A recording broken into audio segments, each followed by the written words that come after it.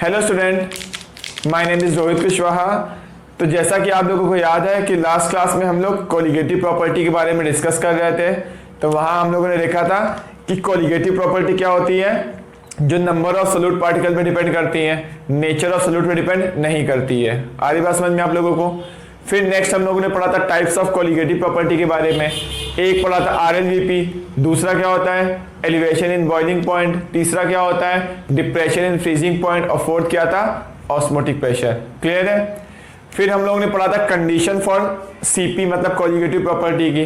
तो एक हम लोगों ने क्या लिखा था कंडीशन कि जो यहाँ पे सॉल्यूशन लेना है वो क्या होना चाहिए, डाइल्यूटेड होना चाहिए, एंड सोल्यूट क्या होना चाहिए, नॉन वोलेटाइल होना चाहिए। क्लियर है।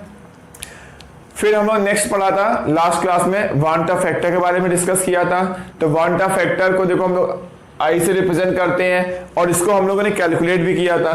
कब कब कैलकुलेट किया था, एक तब कैलकुलेट किया था जब सोल्यूट क्या हो रहा था, सोल्यूट का जब डिसोसिएशन हो रहा था। याद है आप लोगों को। तो यहाँ पे फॉर्मूला क्या आया था, I की वैल्यूज में क्या थी, हमेशा 1 से ज्यादा थी, और फॉर्मूला हम लोगों ने डिस्कस किया था I equal to 1 plus n-1 into alpha. Alpha मतलब डिग्री ऑफ डिसोसिएशन था, एंड n मतलब सोल्यूट कितने पार्ट में ब्रेक हो रहा है, तो वो नंबर इक्वल टू n था। ठीक है। फिर देखो सेकेंड हम लोगों ने डिस्कस किया था जब वांट ऑफ फैक्टर कैलकुलेट किया था, जब सोल्यूट क्या हो रहा था, एसोसिएशन हो रहा था जब उसका। एसोसिएशन में I की वैल्यू हमेशा क्या हो रही थी, 1 से कम आ रही थी। कैसे कम आ रही थी वो डिस्कस कर चुके हैं हम लोग ऑलरेडी। बस मैं यहाँ फॉर्मूला लिख देता हूं। तो वहां पर ये फॉर्मूला था, ठीक है ना। तो यहां पर भी अल्फा मतलब क्या होगा, डिग्री ऑफ डिसोसिएशन होगा, जबकि n मतलब यहां पर n और यहां पर n दोनों n क्या होते हैं, डिफरेंट होते हैं। यहां पर n मतलब सोल्यूट कितने पार्ट में ब्रेक हो रहा, मतलब प्रोडक्ट को देखना था, और यहां पर n मतलब कितने पार्ट सोल्यूट एसोसिएट हो रहे हैं, मतलब यहाँ रिएक्टेंट को देखना था। क्लियर है। तो यहां तक हम लोग ऑलरेडी डिस्कस कर चुके हैं। तो देखो इसी के आगे डिस्कस करते हैं हम लोग। तो बच्चों देखो I की वैल्यू 1 कब होती है, जब ना ही डिसोसिएशन होता है और ना ही क्या होता है, एसोसिएशन होगा। क्लियर है। I is not equal to 1, तो I 1 कब नहीं होगा, या तो 1 से ज्यादा होगा या तो 1 कम होगा। कब होगा, जब या तो डिसोसिएशन हो रहा होगा या तो एसोसिएशन हो रहा होगा। आ रही बात समझ में आप लोगों को। तो ये I is not equal to 1 कब होगा, डिसोसिएशन या फिर एसोसिएशन में। आ रही बात समझ में आप लोगों को। चलो ठीक है, आगे डिस्कस करते हैं। तो यहां पे तो हम लोग ये भी बोल सकते हैं कि I इक्वल टू जब भी 1 है तो इसको हम लोग क्या बोलते हैं, नॉर्मल कोलिगेटिव प्रॉपर्टी। नॉर्मल मतलब ना ही डिसोसिएशन हो रहा है ना ही एसोसिएशन हो रहा है, तो ऐसे को हम लोग बोलते हैं नॉर्मल कोलिगेटिव प्रॉपर्टी।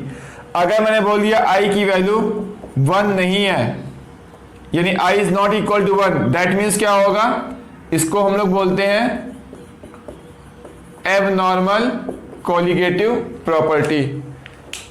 आ रही बात समझ में आप लोगों को। अब देखो यहां से अगर मैं देखूं तो यहां पर देखो I की वैल्यू क्या आएगी, अगर आप इसको डिवाइड करो, यहां पर तो I 1 नहीं है, यहां पर I 1 है, तो ये क्या होगा, I वैल्यू होगी, और डिवाइड बाई 1 तो यहां पर I आ जाएगा, इक्वल टू यहां पर होगा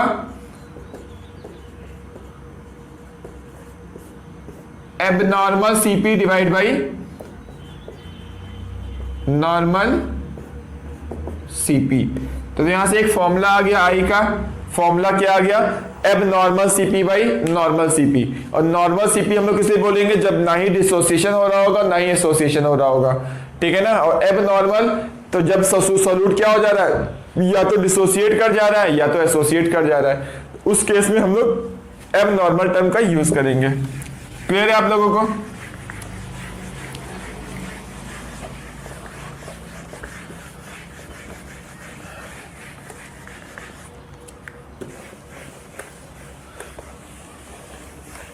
अब देखो बच्चों, यहां पर कुछ कुछ आपको क्वेश्चंस पूछे जाएंगे मोलर मास के टर्म में। तो देखो बच्चों, जैसे मैं बता रहा हूं आपको, जो कोलिगेटिव प्रॉपर्टी होती है वो नंबर ऑफ सोल्यूट पार्टिकल पे डिपेंड करती है। क्लियर है? अब सोल्यूट पार्टिकल क्या होते हैं, वो मोल्स पे डिपेंड करते हैं, ये भी क्लियर है। और मोल्स किस पे डिपेंड करते हैं, वो मोलर मास के इनवर्सली प्रोपोर्शनल होते हैं। तो क्या मैं ये लिख सकता हूं, तो जो कोलिगेटिव प्रॉपर्टी होती है वो नंबर ऑफ सोल्यूट पार्टिकल पे डिपेंड कर रही है, यानी वो मोल्स के डायरेक्टली प्रोपोर्शनल होगी या फिर मोलर मास के इनवर्सली प्रोपोर्शनल होगी। क्लियर है? तो मैं यहां से लिख रहा हूं, तो जो कोलिगेटिव प्रॉपर्टी होती है वो इनवर्सली प्रोपोर्शनल क्या होती है, मोलर मास। क्लियर है? तो यहां से देखो, यहां पर क्या होगा, यहां पर देखो कोलिगेटिव प्रॉपर्टी का रेशियो है, तो मैं पूछूं यहां बताओ आई का क्या आएगा, आई इक्वल टू आ रहा है यहां पर, ध्यान से देखना, ये लिखा है एब normal CP divide by normal CP. अब देखो सीपी क्या होता है, मोलर मास के इनवर्सली प्रोपोर्शनल होता है। तो क्या मैं इसको ये लिख सकता हूं, normal molar mass divide by abnormal molar mass. क्या बच्चों समझ पा रहे हो आप लोग? क्लियर है? तो देखो मोलर मास के टर्म में आपसे क्वेश्चन कैसे पूछा जाएगा, तो पहले मैं इसको रफ करता हूं फिर आपको एक्सप्लेन करता हूं अच्छे से।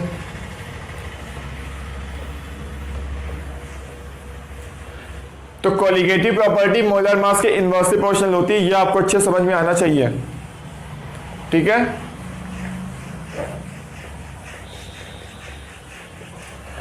क्योंकि कोलिगेटिव प्रॉपर्टी क्या होती है, नंबर ऑफ सोल्यूट पार्टिकल पे डिपेंड करती है, और नंबर ऑफ सोल्यूट पार्टिकल किसमें ज्यादा होंगे, जिसमें मोल्स ज्यादा होंगे, मतलब ये मोल्स के डायरेक्टली प्रोपोर्शनल है।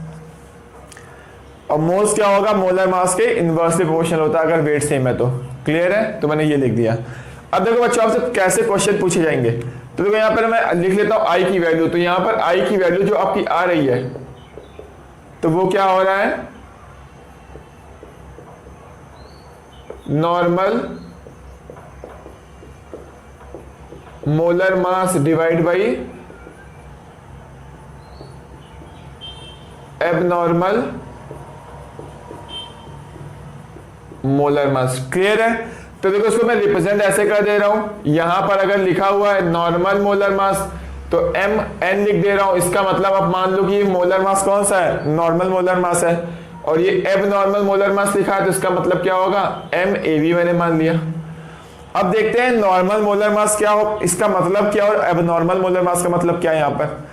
तो देखो बच्चों यहां पर क्या है, जैसे मान लो मैंने क्या किया यहां पर, ध्यान से देखना, मैंने यहां पर ये मान लो सॉल्वेंट है, कोई भी लिक्विड दिया हुआ है।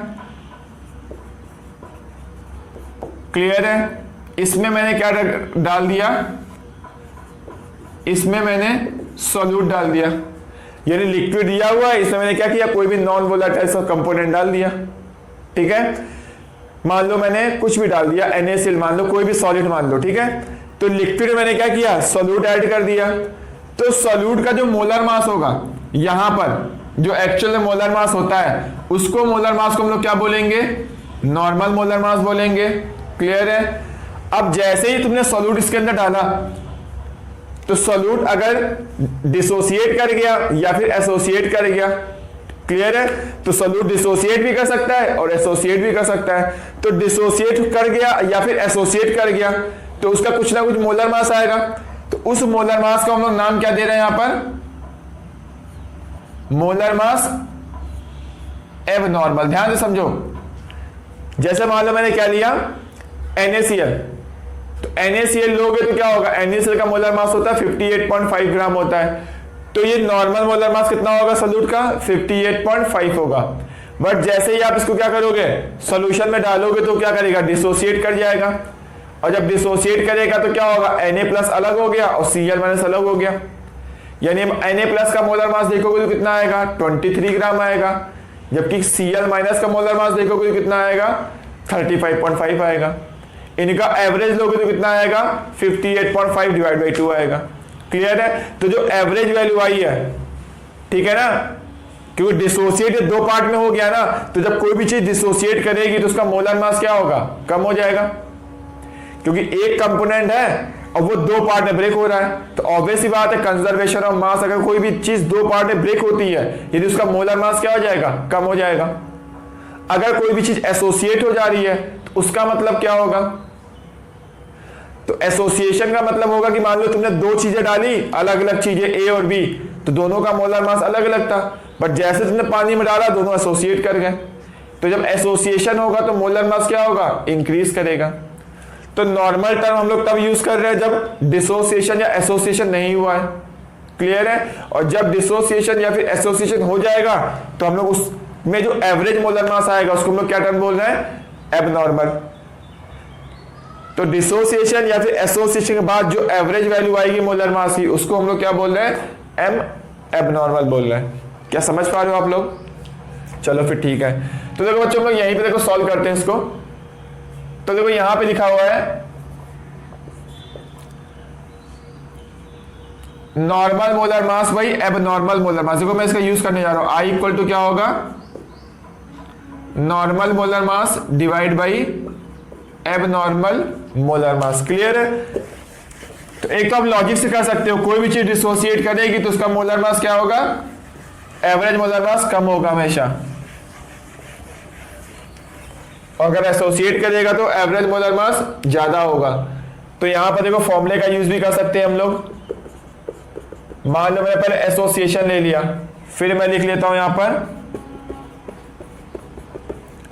मैं डिसोसिएशन ले लेता हूं, क्लियर है। तो अगर डिसोसिएशन लोगे और आई इक्वल टू क्या होता है यहां पर, नॉर्मल डिवाइड बाई एबनॉर्मल।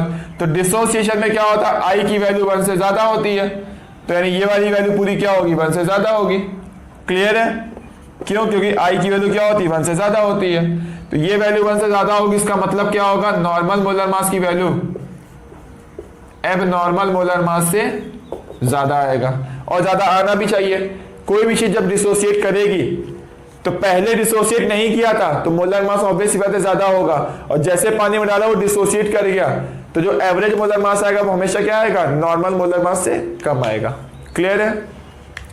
अब एसोसिएशन हो रहा है तो क्या होगा, तो एसोसिएशन में जैसा कि पता है आई की वैल्यू 1 से कम होती है, और आई क्या है, ये रेशियो है, किसका रेशियो है, molar mass normal by abnormal का। तो ये वाली वैल्यू भी क्या होगी, 1 से कम होगी। 1 से कम होने का मतलब क्या होगा कि नॉर्मल मोलर मास की वैल्यू क्या है, less than abnormal molar mass है। यानी यहां पर अगर एसोसिएशन होगा तो एबनॉर्मल मोलर मास की वैल्यू ज्यादा होगी, और एबनॉर्मल मोलर मास मतलब जब आपने सॉल्यूट लिया था तो उसका मोलर मास कम था। अब जैसे ही आप पानी में या फिर किसी भी सॉल्वेंट में डालोगे तो एसोसिएट कर जाएगा, यानी कई सारे मॉलिक्यूल मिलकर एसोसिएट कर गए, तो उस मॉलिक्यूल का क्या होगा, तुम्हारा मोलर मास क्या हो जाएगा, इंक्रीज कर जाएगा। आ रही बात समझ में आप लोगों को? तो नोट कर लो। तो आपको इस पे क्वेश्चन पूछ सकता है कि बताओ एबनॉर्मल मोलर मास और नॉर्मल मोलर मास में कौन सी वैल्यू ज्यादा होगी, कौन सी वैल्यू कम होगी, डिसोसिएशन में क्या होगा, एसोसिएशन में क्या होगा, क्लियर है। तो आप इसको जल्दी से नोट करो। तो मान के चल रहा हूं कि आपने नोट कर लिया होगा। अगर आपने नोट कर लिया तो मैं रफ भी कर रहा हूं फिर।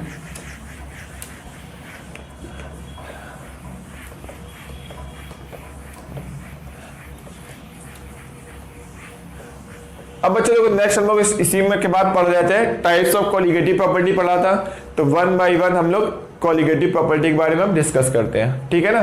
तो मैं देखो पहले स्टार्ट करता हूं, मैं फिर लिख देता हूं हेडिंग यहां पर, types of colligative property, clear है। तो मैं पहले स्टार्ट करूंगा यहां पर RLVP के बारे में, मतलब relative lowering of vapour pressure, clear है। तो RLVP क्या होता है, इसको कैसे कैलकुलेट करते, तो हम लोगों ने पहले डिस्कस किया हुआ था। तो हम लोगों ने यहाँ पर जब I की वैल्यू 1 ली थी, मतलब यहाँ पर जब ना ही डिसोसिएशन हो रहा था ना ही एसोसिएशन हो रहा था, उस केस में हम लोगों ने RLVP कैलकुलेट भी किया था, आप लोग को याद होगा। तो RLVP की वैल्यू कितनी आ रही थी, वो था PA0 minus TPA divide by PA0 equal to XB, clear है आप लोगों को? और एक्स बी क्या था उसको भी चलो हम लोग लिख देते हैं। चलो यहाँ लिख देता हूँ। तो यहाँ लिखा था आर एल वी पी जो आ रहा था, एक्स बी को लिख सकते हैं एन बी मतलब बी के mole divide by total moles. ये फॉर्मूला कब यूज कर रहे थे? जब आई की वैल्यू 1 थी।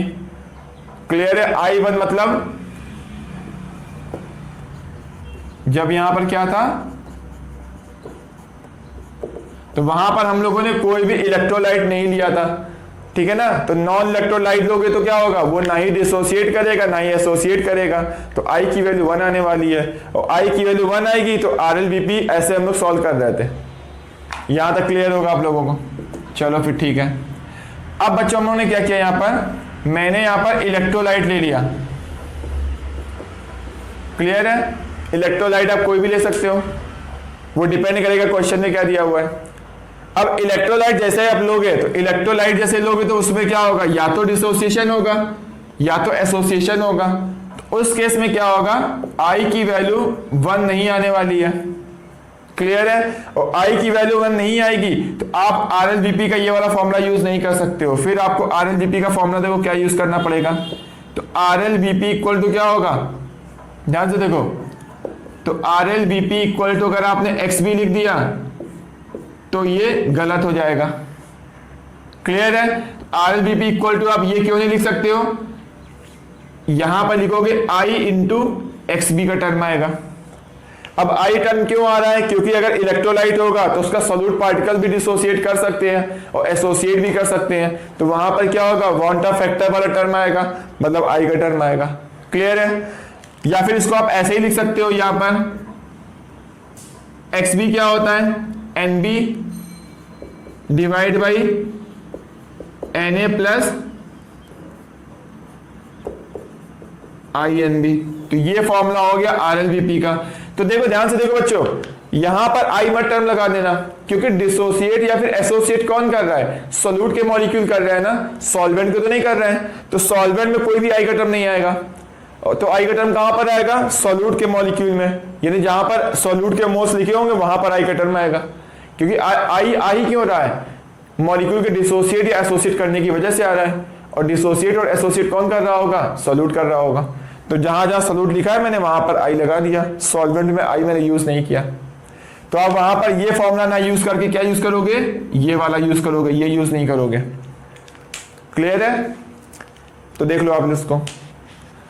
तो ये हम लोग ने फर्स्ट पढ़ लिया, आर एल बी पी का फॉर्मूला चेंज हो गया कि पहले हम लोग जो यूज कर रहे थे क्वेश्चन सॉल्व कर रहे थे वो उसमें नॉन इलेक्ट्रोलाइट लिया था, और अब हम लोग अगर इलेक्ट्रोलाइट दिया है तब आप ऐसे सॉल्व करोगे। नोट करो। और बच्चों देखो, अब हम लोग पढ़ने वाले हैं यहाँ पर एलिवेशन इन बॉइलिंग पॉइंट के बारे में, डिप्रेशन इन फ्रीजिंग पॉइंट के बारे में, मोलालिटी के बारे में।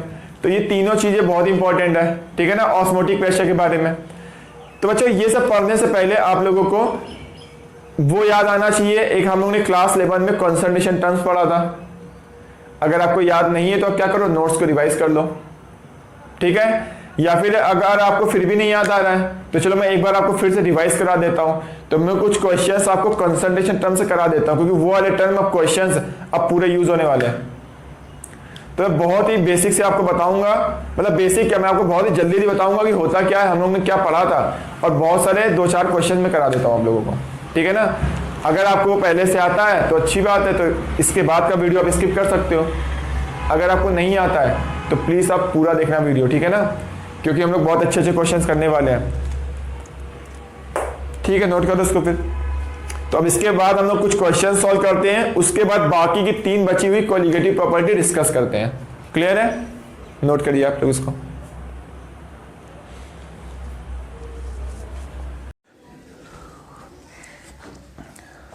Hello students, my name is Rohit Kushwaha. तो जैसा कि आप लोगों को याद होगा कि लास्ट क्लास में हम लोग कंसंट्रेशन टर्म डिस्कस कर रहे थे, और कंसंट्रेशन टर्म्स क्या होते हैं वो डिस्कस किया था। तो आज की क्लास में हम लोग इस पर क्वेश्चन सॉल्व करेंगे, डिफरेंट टाइप के क्वेश्चंस। तो मैं आपको एक बार फिर भी याद दिलाना चाहता हूँ कि हम लोगों ने क्या क्या पढ़ा था। तो फर्स्ट हम लोगों ने पढ़ा था मोलैरिटी के बारे में, इसको हम लोग कैपिटल एम से रिप्रेजेंट करते हैं। और यहाँ हम लोगों ने डिस्कस किया था कि देखो मोलैरिटी क्या होती है, पर लीटर सोल्यूशन में total number of mole solute के जितने होते हैं उस टर्म को हम लोग क्या बोलते हैं, मोलैरिटी बोलते हैं। क्लियर है? तो हम लोगों ने ये वाला फॉर्मूला भी डिस्कस किया था। टोटल नंबर ऑफ मोल्स किसके हो गए, सॉल्यूट डिवाइड बाई वॉल्यूम किसका होगा, सॉल्यूशन का, वो भी किस में होना चाहिए, लीटर में। क्लियर है। फिर एक सेकेंड हमने कॉन्सेंट्रेशन टर्म पढ़ा था, परसेंट वेट बाई वेट के बारे में।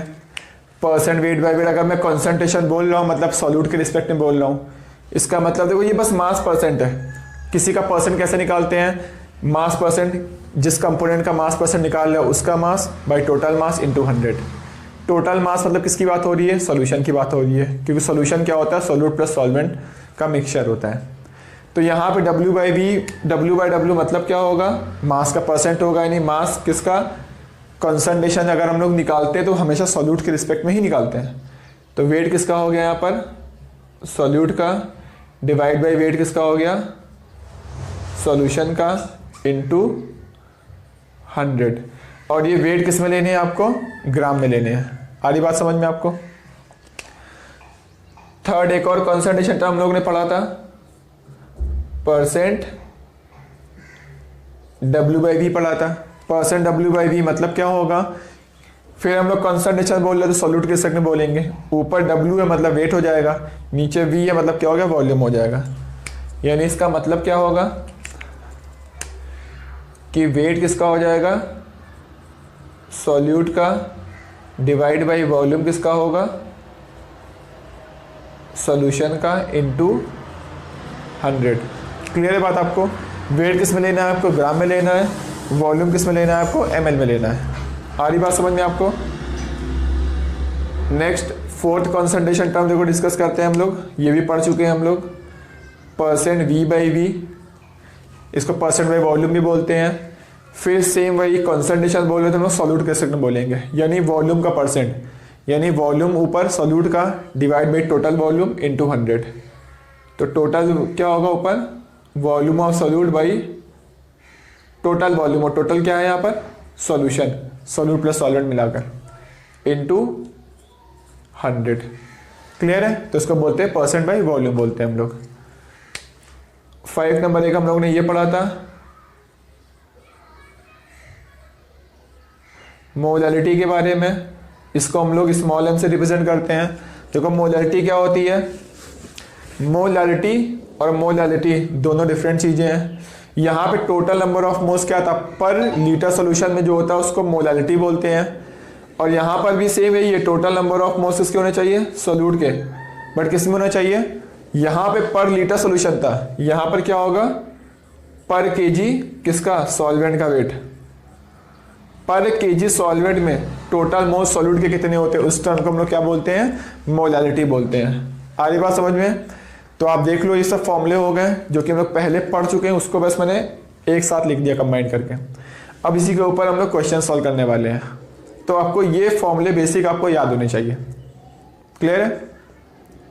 तो बच्चों देखो हम लोग बहुत ही सिंपल क्वेश्चन सॉल्व करेंगे पहले, उसके बाद थोड़े डिफिकल्ट पे जाएंगे, फिर और डिफिकल्ट पे जाएंगे। क्लियर है। तो हम लोग हर टाइप के क्वेश्चन सॉल्व कर लेंगे, सारे टाइप के। तो जैसे लिखा है 5.8 gram of NaCl present in इतने ml of solution, calculate molality. तो बहुत ही सिंपल क्वेश्चन है।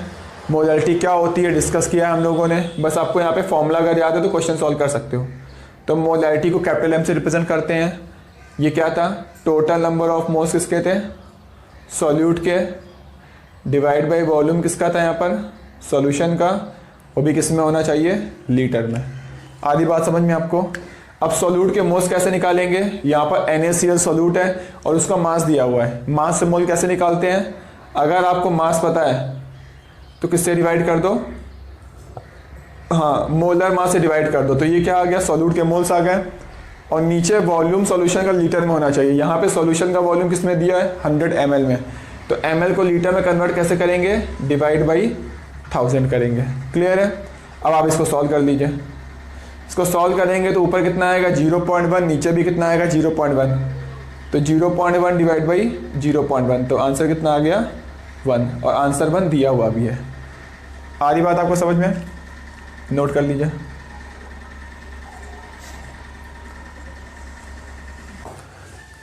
तो बच्चों आपको एक और क्वेश्चन दिख रहा होगा, बहुत ही सिंपल है। देखो यहाँ पे क्या क्या गिवन है, पहले क्वेश्चन करने से पहले देख लो यहाँ पे गिवन क्या और कैलकुलेट क्या करना है। तो यहाँ पे गिवन है आपको 28% weight by weight of aqueous KOH, पता है यहाँ पर केवेज सॉल्यूट है और एक्वस मतलब वाटर यहाँ पे सॉल्वेंट है। और आपको क्या गिवन है, डेंसिटी ऑफ सॉल्यूशन क्वेश्चन में गिवन है, क्लियर है। और आपको कैलकुलेट क्या करना है, weight by volume, molarity, molality, ये तीनों चीज़ें कैलकुलेट करनी है। तो देख लो हम लोग ऐसे क्वेश्चन कैसे सॉल्व करते हैं। तो 28% वेट बाय वेट मतलब क्या होता है पहले ये जानो। तो 28% वेट बाय वेट मतलब क्या होता है, लिखा था हम लोगों ने पहले लास्ट क्लास में, देख लेना आप कि डिस्कस कर चुके हैं। तो इसका मतलब होता है कि 28 gram of KOH present in 100 gram of solution. आई बात समझ में। तो 28 gram KOH present in 100 gram of solution, इसका जस्ट मतलब ये होता है, क्लियर है। चलो ठीक है, अब देखो सेकंड में डिस्कस करो। देखो इसमें देखो अब आपको निकालना है क्या, यहाँ पर परसेंट W/V कैलकुलेट करना है। अब अगर ध्यान से देखो आपको कैलकुलेट क्या करना है, यहाँ पर परसेंट W/V कैलकुलेट करना है। और परसेंट W/V क्या होगा, weight of solute divide by volume of solution into 100। Weight किस में होना चाहिए, ग्राम में, और वॉल्यूम किस में होना चाहिए, ml में। आपको यहाँ पर सॉल्यूट का वेट चाहिए 28 ग्राम ऑफ KOH, यानी सॉल्यूट का वेट पता है आपको, तो अब यहाँ उठा के सिंपल रख दो। तो यहाँ पर परसेंट W/वेट की वैल्यू क्या आएगी, ये आपको 28 पता है।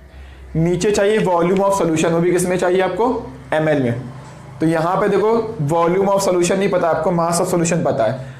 और यहाँ पर देखो डेंसिटी ऑफ सॉल्यूशन पता है। तो यहाँ से हम क्या वॉल्यूम ऑफ सॉल्यूशन कैलकुलेट कर सकते हैं, हाँ कैलकुलेट कर सकते हैं। तो वॉल्यूम इक्वल टू क्या होता है, मास अपॉन डेंसिटी। तो वॉल्यूम इक्वल टू होता है मास अपॉन डेंसिटी। तो यानी यहां से आएगा volume of solution equal to आएगा, तो देखो volume of solution equal to होगा mass of solution divide by density of solution. आधी बात समझ में आपको। तो मास ऑफ सॉल्यूशन कितना है, यहां पर 100 ग्राम दिया हुआ है, एंड डेंसिटी ऑफ सॉल्यूशन कितना है यहां पर 1.25 ग्राम पर ml, 1.25 ग्राम पर ml, क्लियर है। तो आप देखो इसको सॉल्व करो, यहाँ पे देखो ग्राम से ग्राम कैंसिल हो जाएगा और ml ऊपर चला जाएगा। तो यानी यहाँ से वॉल्यूम ऑफ सॉल्यूशन जो आपका आया है, यानी वॉल्यूम ऑफ सॉल्यूशन जो यहाँ पर आपका आया है, कितना आया है 100 डिवाइड बाई 1.25 ml। आगे बात समझ में। तो ये आपका आ गया वॉल्यूम ऑफ सॉल्यूशन, और आपको यही चाहिए था यहाँ पर। तो वॉल्यूम ऑफ सॉल्यूशन भी किस में चाहिए था यहाँ पर आपको, ml में, और यहाँ पर भी किस में आया है ml में। तो यहाँ पर सिंपल उठा के रखते हो, तो वॉल्यूम ऑफ सॉल्यूशन रखो यहाँ पर, तो आएगा 100 डिवाइड बाई 1.25, ठीक है, इतना इनटू क्या हो गया 100। यानी यहां से देखो आपके वेट बाई वॉल्यूम की वैल्यू कितनी आ रही है 28 इंटू 1.25, और ये 100 से ये 100 क्या हो गया, कैंसिल हो गया। यानी यहां से परसेंट W/V की जो वैल्यू आई है कितनी आई है 35 आ गई है, क्लियर है। तो देखो यहाँ पे फर्स्ट वाला परसेंट W/V कैलकुलेट करना था, W/V कैलकुलेट हो गया। अभी भी अगर आपको कोई डाउट है तो आप कमेंट्स में पूछ सकते हैं मुझसे।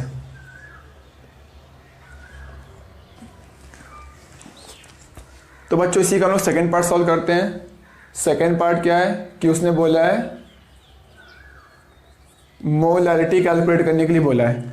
और जैसा कि हम लोगों को मोलैरिटी का फॉर्मूला पता है कि मोलैरिटी इक्वल टू क्या होगा, टोटल नंबर ऑफ मोल्स किसके होते हैं सॉल्यूट के, डिवाइड बाई वॉल्यूम किसका होता है सॉल्यूशन का, वो भी किस में होना चाहिए लीटर में। आधी बात समझ में आपको। तो अब देखो यहाँ से मोलैरिटी की वैल्यू क्या आएगी, ऊपर सॉल्यूट के मोल्स रखने हैं। मुझे यहाँ देखो सॉल्यूट का क्या पता है, मास पता है। तो मास पता है तो हम लोग मोल्स निकाल सकते हैं। कैसे निकालेंगे, given mass by molar mass. तो सोल्यूट के मोल्स हो गए, डिवाइड बाई वॉल्यूम किसका होना चाहिए, सॉल्यूशन का, किसमें, लीटर में। और यहाँ पे मुझे सॉल्यूशन का वॉल्यूम किसने पता है, ml में। तो ml को हम लोग लीटर में कन्वर्ट कर सकते हैं, हाँ जरूर कन्वर्ट कर सकते हैं। तो आएगा 1.25, क्लियर है। इसको किससे डिवाइड कर दो, 1000 से। तो ml को जब 1000 डिवाइड करोगे तो क्या हो जाएगा, लीटर में कन्वर्ट हो जाएगा। तो अब हम लोग इसको सॉल्व कर लेते हैं। तो मोलरिटी इक्वल टू आ गया यहाँ पर, ये सॉल्व करोगे तो आएगा, ये आ गया 28 into 1000 into 1.25 divide by 56 into 100, clear है। तो देखो इससे ये 2 जीरो कैंसिल हो जाएंगे, इससे 2 टाइम्स कैंसिल हो जाएगा। तो यहाँ पर मोलरिटी की वैल्यू आ जाएगी 12.5 डिवाइड बाई 2, यानी वैल्यू आएगी 6.25। आधी बात समझ में आपको। तो यहाँ पर देखो first weight by volume calculate किया था, सेकंड में हम लोगों ने मोलरिटी कैलकुलेट कर ली। अभी भी अगर आपको कोई डाउट आ रहा हो तो प्लीज़ कमेंट करके आप पूछ सकते हैं मुझसे।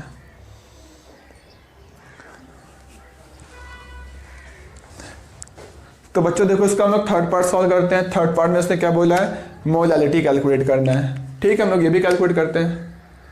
थर्ड नंबर हो गया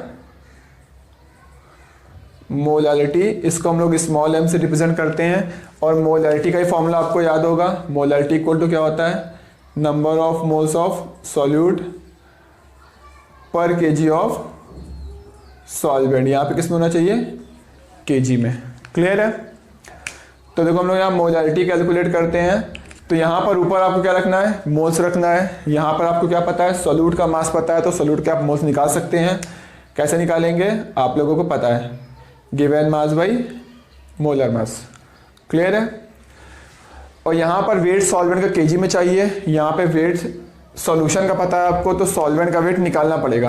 तो देखो सॉल्यूट का वेट पता है, सॉल्यूशन का वेट पता है। तो यहाँ से जैसा कि मुझे पता है कि weight of solute plus weight of solvent equal to क्या होता है, वेट ऑफ सॉल्यूशन। यानी सॉल्यूशन का वेट इक्वल टू क्या होता है, सॉल्यूट का वेट प्लस सॉल्वेंट का वेट। कैसे आया, कंजर्वेशन ऑफ मास पढ़ा है हम लोगों ने, मास हमेशा कंजर्व रहता है। तो सॉल्यूशन बना ही किससे है, सॉल्यूट प्लस सॉल्वेंट से बना है। तो सॉल्यूशन का वेट क्या होगा, सॉल्यूट का वेट प्लस सॉल्वेंट का वेट, क्लियर है।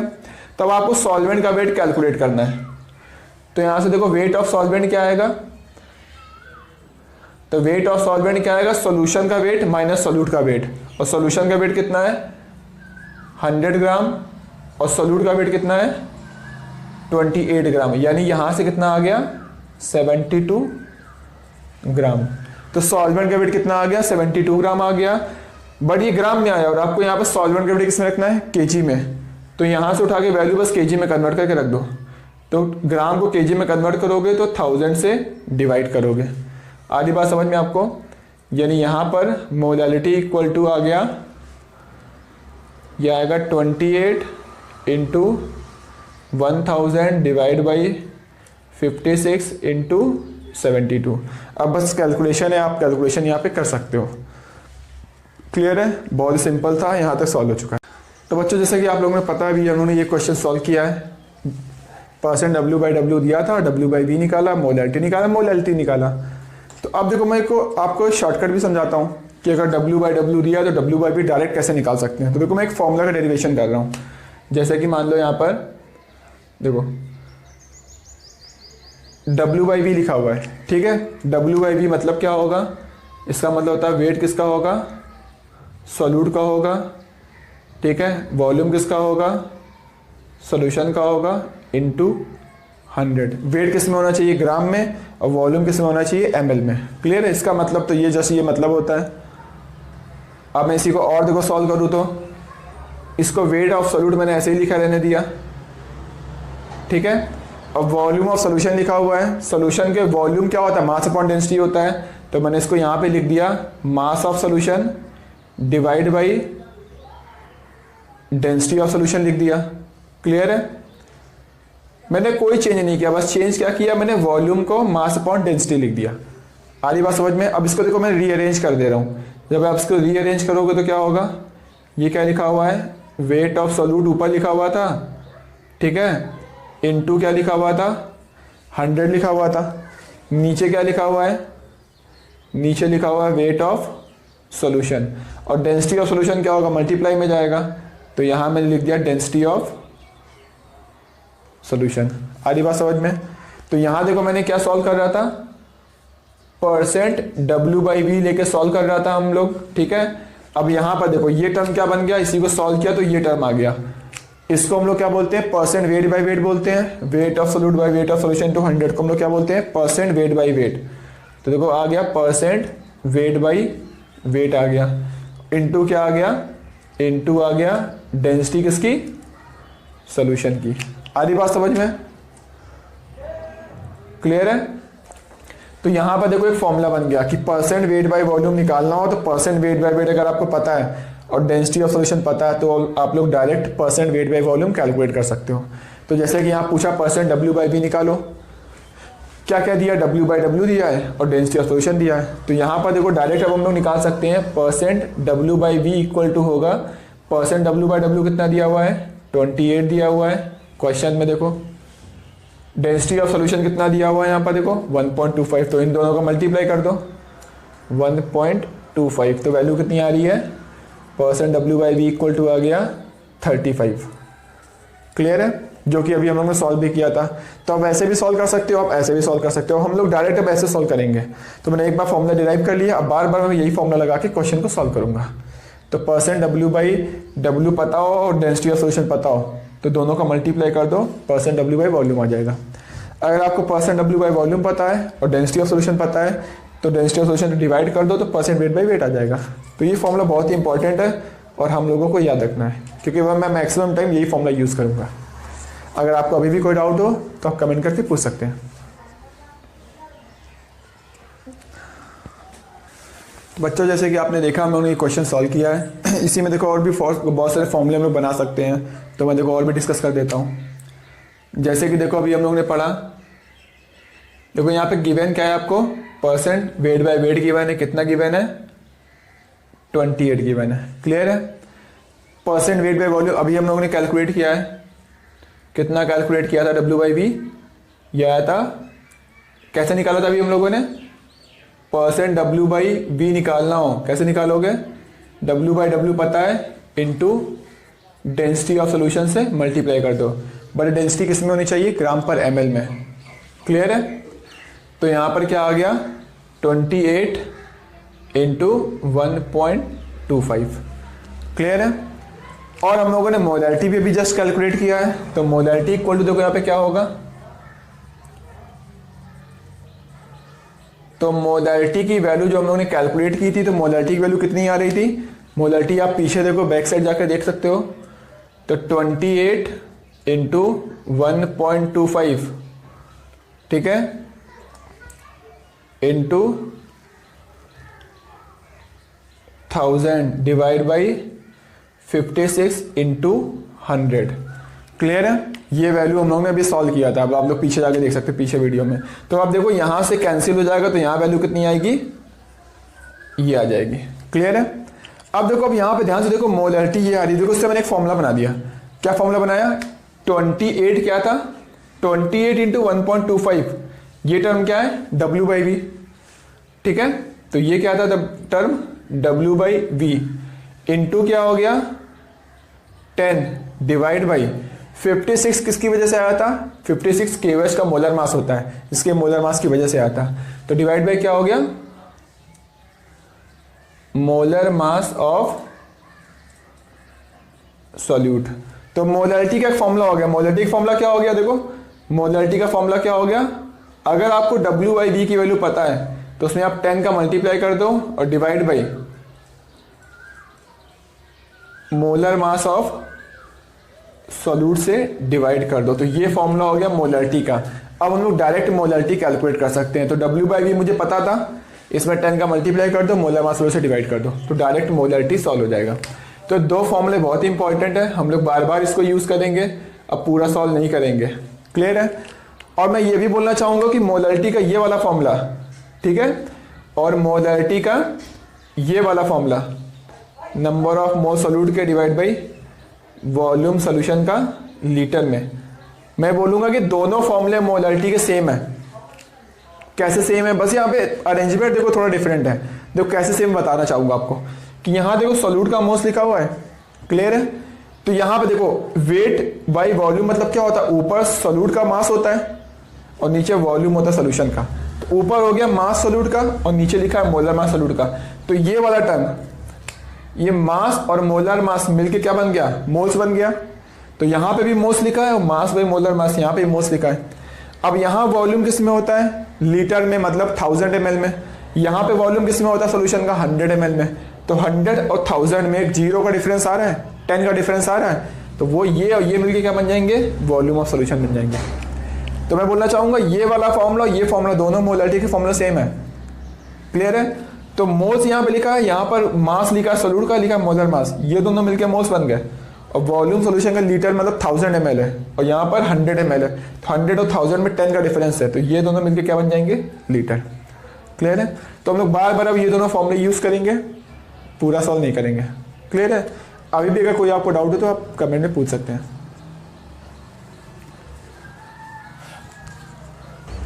तो बच्चों एक और अच्छा सा क्वेश्चन लेकर आए हैं हम लोग, इसको और सॉल्व करते हैं। ये बहुत ही सिंपल है, ये भी अगर आपको समझ में आ जाएगा तो बहुत ही सिंपल है, अगर ये आपको नहीं आता तो आपके लिए बहुत डिफिकल्ट है। तो कैसे सॉल्व करेंगे, तो मोलैरिटी ऑफ H2SO4 सोल्यूशन। देखो H2SO4 सोल्यूशन मतलब क्या होता है, कहीं भी अगर लिखा हुआ है, मान लो H2SO4 सोल्यूशन लिखा हुआ है, इसका मतलब H2SO4 के साथ क्या है, यहाँ पर वाटर है, क्लियर है। अगर कहीं मान लो सपोज को लिखा हुआ NaCl सोल्यूशन, तो NaCl सोल्यूशन मतलब क्या होता है, NaCl प्लस वाटर, क्लियर है बात आपको, ठीक है। तो यहाँ पर लिखा है H2SO4 सोल्यूशन मतलब H2SO4 के साथ क्या है, यहाँ पर वाटर है। और डेंसिटी ऑफ सोल्यूशन गिवन है, इतनी गिवन है, ठीक है। एंड कंटेन इतने % बाई वेट इज। तो देखो यहाँ पर लिखा हुआ है, देखो % बाई वेट लिखा हुआ है, यानी आपको क्या क्या गिवन है, आपको क्वेश्चन में डेंसिटी ऑफ सोल्यूशन पता है। डेंसिटी ऑफ सोल्यूशन कितनी है, 1.84 ग्राम पर सीसी, ठीक है ना। और सीसी को हम लोग ml भी लिख सकते हैं, 1 cc इक्वल टू 1 ml। तो इस टेम्परेचर पे आपको डेंसिटी सोल्यूशन की पता है। अब यहाँ पर 98 क्या गिवन है, यहाँ पे % W/W यानी मास परसेंटेज आपको गिवन है, कितना गिवन है, 98। आधी बात समझ में आपको। तो आपको यहाँ पर मोलैरिटी कैलकुलेट करना है। तो देखो मोलैरिटी का जस्ट इसके पहले हमने एक फॉर्मूला डिस्कस किया था। मोलैरिटी का फॉर्मूला क्या होता है, तो मोलैरिटी इक्वल टू होता है % W/V into 10 divide by molar mass of solute. आधी बात समझ में। और % W/V को हम लोग क्या लिख सकते हैं, % W/W into density of solution. तो मोलैरिटी का यहाँ से एक फॉर्मूला और हो गया, मोलैरिटी इक्वल टू क्या होगा, W/V को मैंने लिख दिया % W/W into density of solution. और डेंसिटी किस में होनी चाहिए, ग्राम पर ml में। ये वैल्यू हो गई W/V की इंटू 10 डिवाइड बाई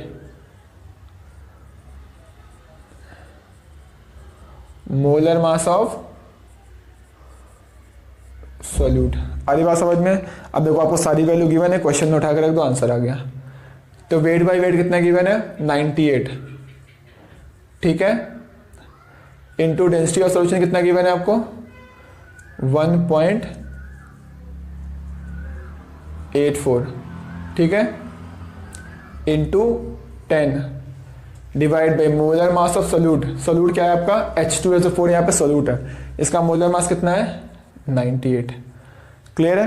बस इसको सॉल्व कर लो। तो 98 से 98 क्या हो गया, कैंसिल हो गया। तो यहाँ पर देखो मोलैरिटी की वैल्यू कितनी आ गई, 18.4। ये हो गया आपका आंसर, क्लियर है। तो देखो डायरेक्ट फॉर्मूले का यूज करके उन्होंने क्वेश्चन को सॉल्व कर दिया। फॉर्मूला कैसे आया ऑलरेडी हम लोग डिस्कस कर चुके हैं। और अभी भी अगर आपको कोई डाउट है तो प्लीज कमेंट करके जरूर पूछ लीजिए।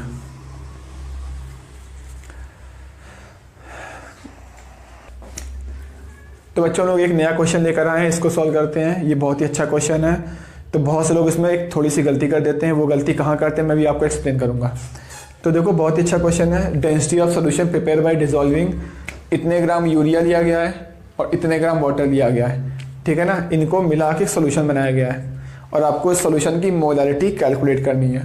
तो पहले तो मोलारिटी होती क्या है उसका फॉर्मूला लिखो पहले। तो कैसे कैलकुलेट करते हैं, तो molarity capital M equal to होता है टोटल नंबर ऑफ मोल्स किसके हो गए सॉल्यूट के डिवाइड बाई वॉल्यूम किसका हो गया सॉल्यूशन का, वो भी किस में हो गया लीटर में। क्लियर है।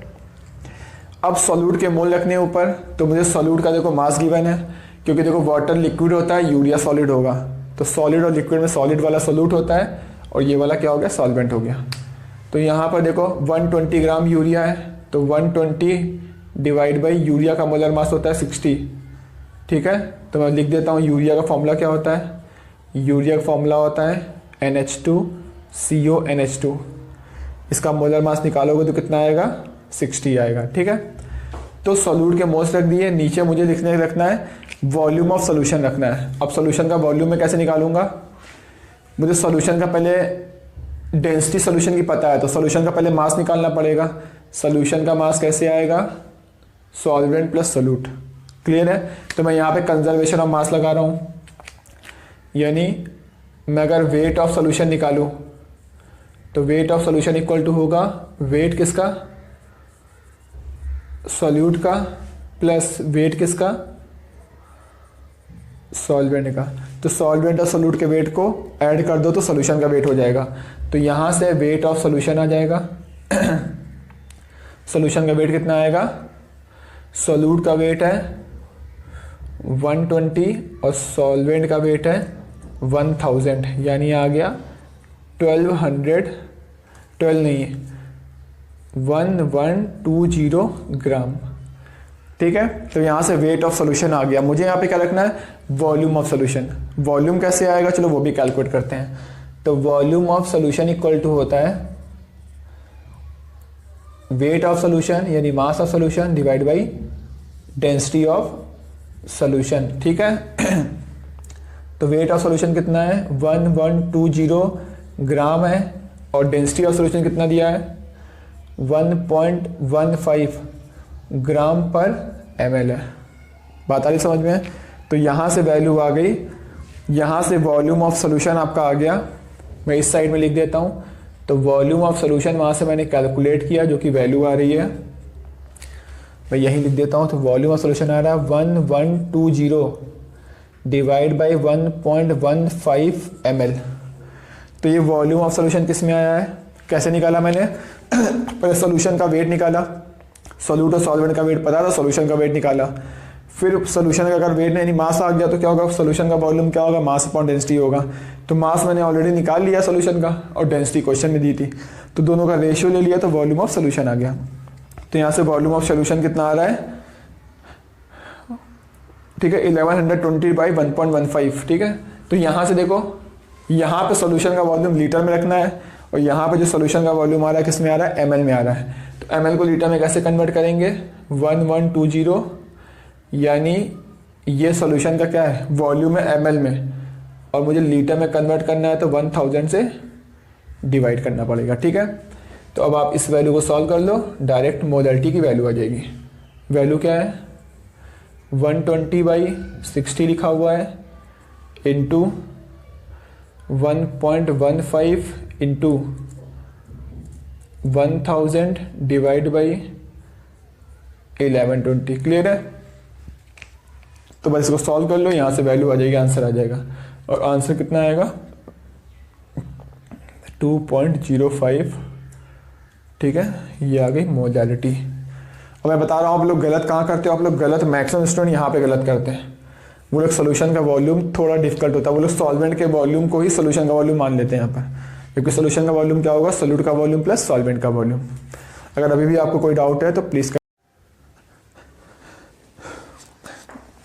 तो बच्चों हम लोग डिस्कस करते हैं मोल फ्रैक्शन के बारे में। मोल फ्रैक्शन क्या होता है, इसको कैसे रिप्रेजेंट करते हैं और इसको कैसे कैलकुलेट करते हैं। तो मोल फ्रैक्शन को हम लोग कैपिटल X से रिप्रेजेंट करते हैं। क्लियर है। अगर ऐसा लिखा है इसका मतलब ये मोल फ्रैक्शन लिखा हुआ है, ठीक है।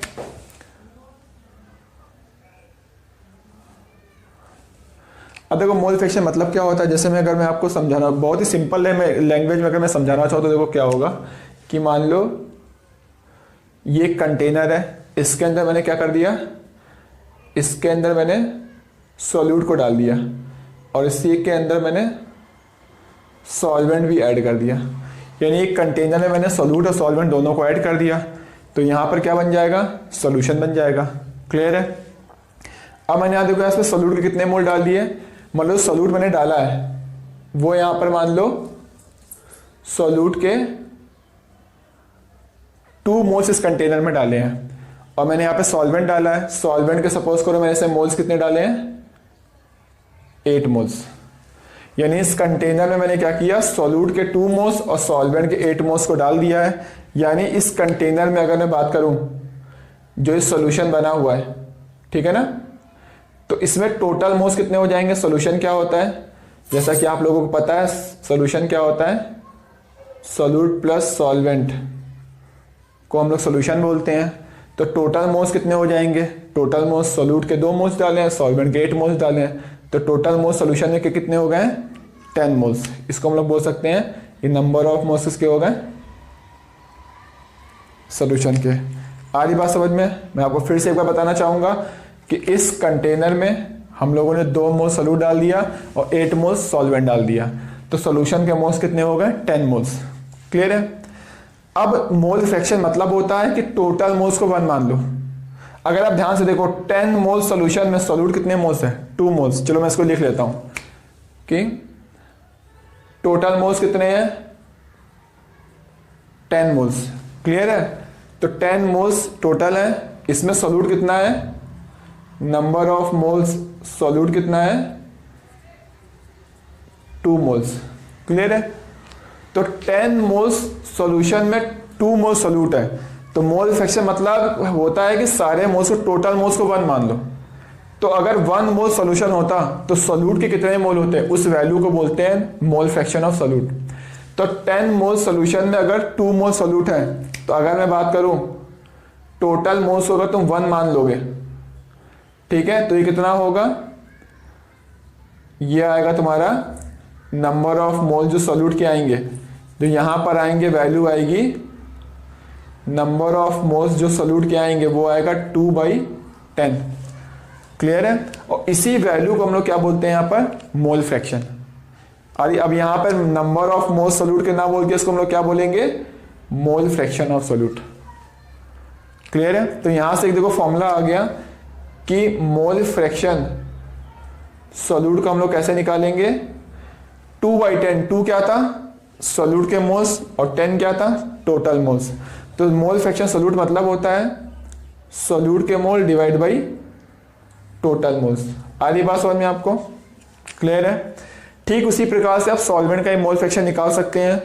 जैसे कि मैं बात करूं टोटल मोल्स अगर 10 है, ठीक है, तो सॉल्वेंट के मोल्स कितने, 10 में से 8 मोल्स हैं, तो नंबर ऑफ मोल्स सॉल्वेंट के कितने हैं, 8। यानी 10 मोल सॉल्यूशन है तो सॉल्वेंट के मोल 8 हैं। अगर आप मान लो सॉल्यूशन टोटल मोल्स को 1 मान लो, क्योंकि मोल फ्रैक्शन हमेशा 1 मान के निकालते हैं, तो टोटल मोल्स 10 है तो 8 मोल्स हैं। अगर ये 1 मोल होता तो कितने मोल होते, ये 8/10। क्लियर है। तो अगर ये 1 मोल होता, टोटल मोल अगर 1 होता, तो ये वैल्यू कितनी होती, यहां पर आप कैलकुलेट करो।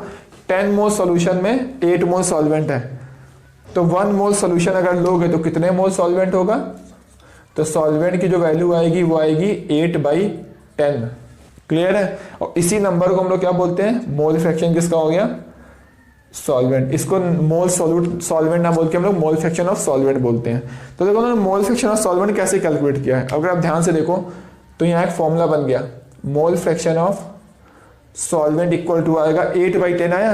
8 मतलब क्या हो गया, सॉल्वेंट के मोल, और 10 क्या था, सॉल्यूशन के मोल। यानी number of mole solvent equal to mole fraction solvent equal to होगा नंबर ऑफ मोल्स किसके, सॉल्वेंट के डिवाइड बाई सॉल्यूशन के मोल, यानी टोटल। तो यानी मोल फ्रैक्शन मतलब सिंपल सी लैंग्वेज में बताऊं तो क्या होता है, टोटल मोल्स को 1 मान लो, तो जो नंबर सॉल्यूट के मोल्स आएंगे उसको हम लोग बोलते हैं मोल फ्रैक्शन सॉल्यूट का, और जो नंबर आता है सॉल्वेंट के मोल्स का उसको बोलते हैं मोल फ्रैक्शन सॉल्वेंट का। आ रही बात आपको समझ में? ठीक है, और चलो इसको और भी डिटेल में डिस्कस करते हैं। पहले आप नोट कर लो और अभी भी अगर कोई डाउट है तो आप मुझसे पूछ सकते हैं।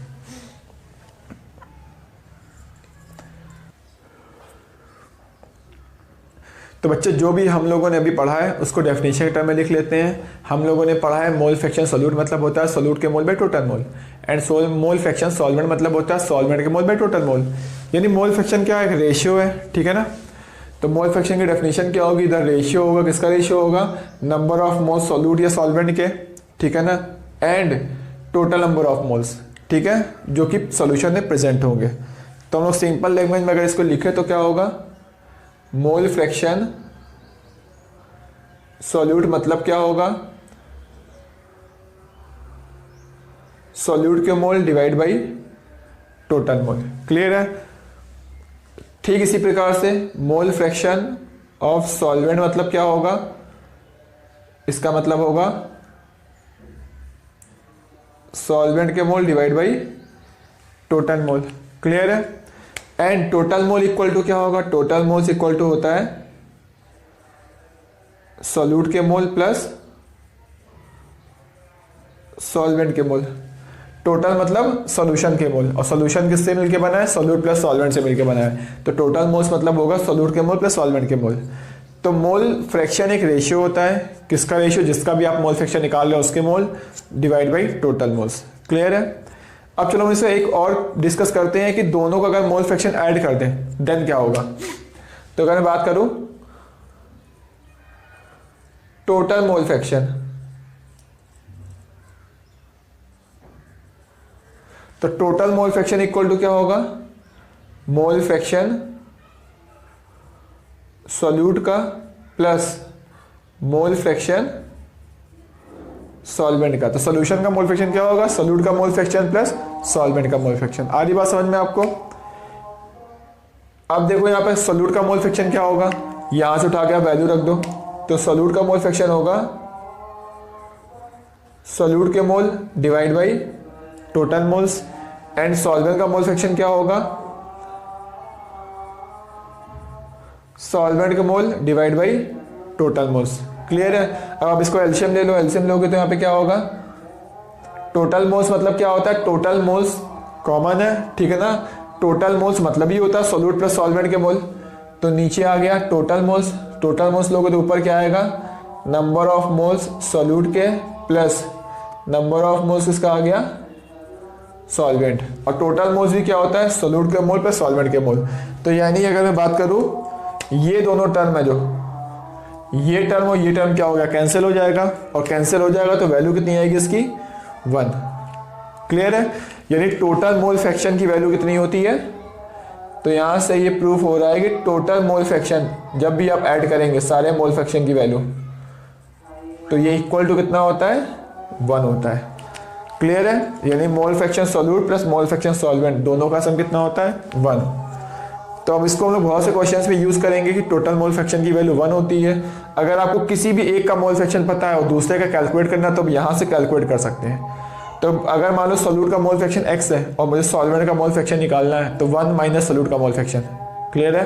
यानी अगर ये x है तो ये कितना हो जाएगा? 1 माइनस एक्स, और अगर ये x है तो ये कितना हो जाएगा? 1 माइनस एक्स, क्योंकि टोटल मोल फ्रैक्शन कितना होता है? 1 होता है। तो आप नोट कर लीजिए, और अभी भी अगर आपको कोई डाउट है तो आप कमेंट में पूछ सकते हैं मुझसे।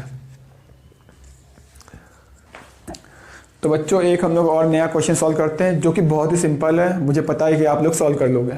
तो जैसे कि इसमें क्या लिखा हुआ है कि कितना amount what is the quantity of water, यानी वाटर कितना अमाउंट हम लोग ऐड करें किसमें?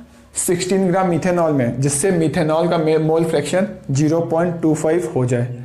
क्लियर है? तो पहले हम लोग फॉर्मूला लिख लेते हैं मिथेनॉल का मोल फ्रैक्शन होता क्या है। तो मोल फ्रैक्शन ऑफ मिथेनॉल, ठीक है, इक्वल टू होगा मिथेनॉल के mole divide by total mole. Total mole मतलब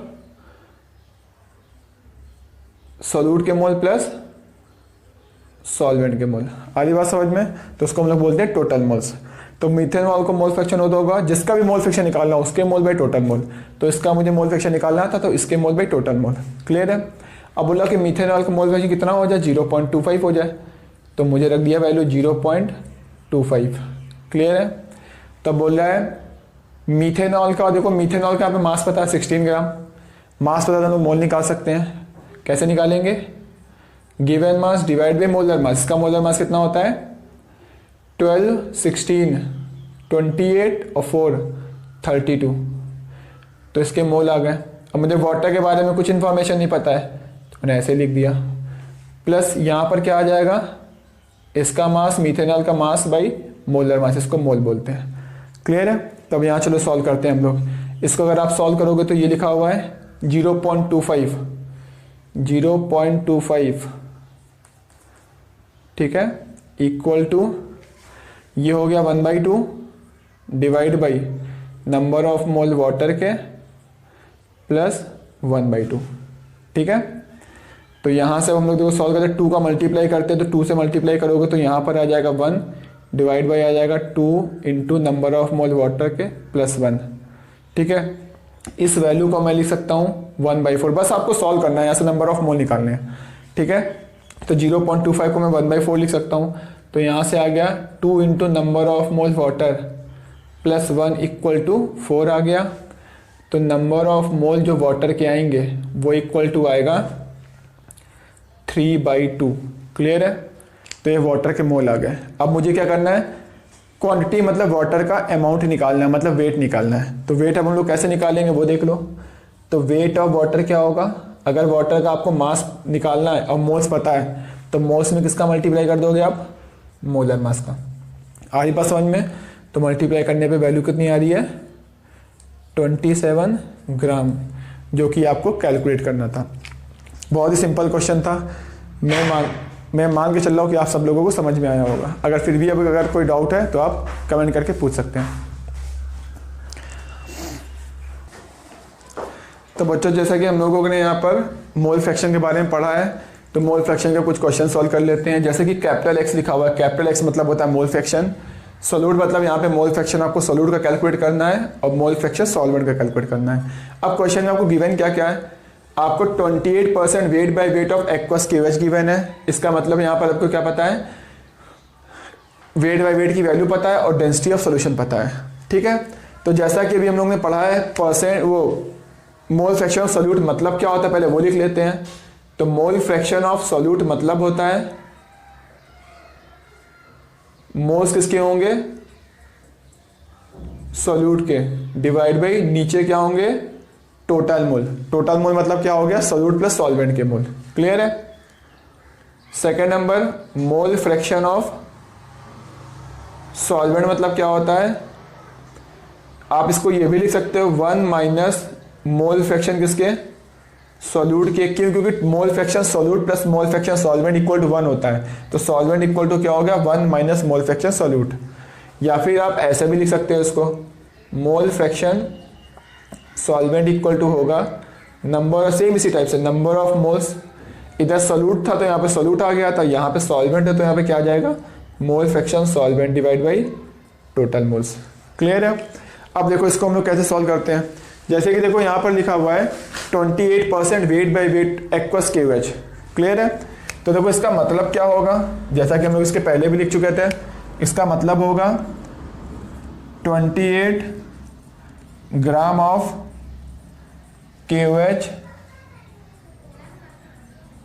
present in 100 gram of solution. तो 28% वेट बाय वेट मतलब होता है 28 gram of KOH present in 100 gram of solution. ठीक है। और सॉल्यूशन का मास पता है आपको, सॉल्यूट का मास पता है, तो आप यहां से सॉल्वेंट का मास निकाल सकते हैं। तो यहां पर weight of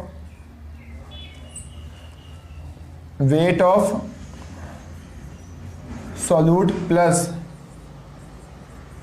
weight of solvent equal to होता है वेट ऑफ सॉल्यूशन होता है। कैसे है? ये कंजर्वेशन ऑफ मास से है, जैसा कि आप सब लोगों को पता है।